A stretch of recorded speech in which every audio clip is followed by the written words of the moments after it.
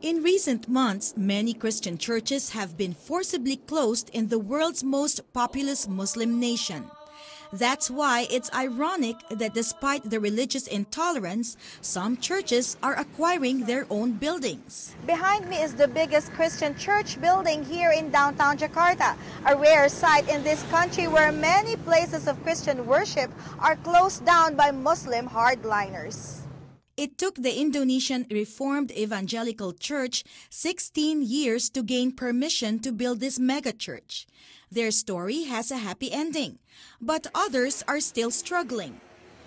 Just 2 hours' drive from the capital, the Batak Karo Protestant Church was sealed off even after obtaining a building permit. This is the permit that this Protestant church got for their building project, but the Muslims still came and padlocked this place when the church began holding their worship services, because according to the Muslims, this multifunction hall should not be used as a real church. The Muslim fundamentalists hung a banner which said, "We warned you not to have any Christian activity in this hall. Now we are sealing this building." Our church has 250 members. As far as we know, we have been obeying what the government requires, and yet they didn't do anything to protect us from those protesters. They told us to get a permit so we can do church activities, but now that we have it, they say we should build first the church structure. Unfortunately, we don't yet have sufficient funds. Dr. Amat is the leader of an anti-proselytizing movement. He stressed that it is essential for both Muslims and Christians to follow the laws regarding places of worship. There is no such thing as they can pray or worship. It is the place they use that is closed down.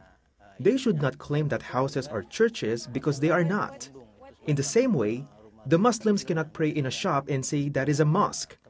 Aside from legalizing the place of worship, Christians should follow the ethical code and should not spread their religion to people who already have their own beliefs.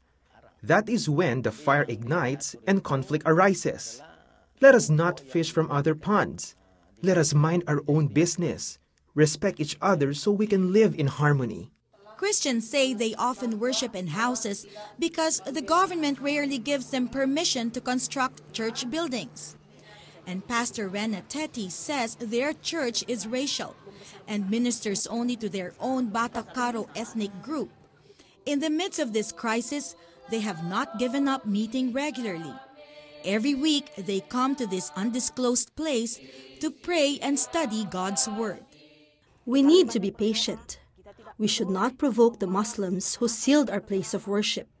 Instead, we should pray and wait.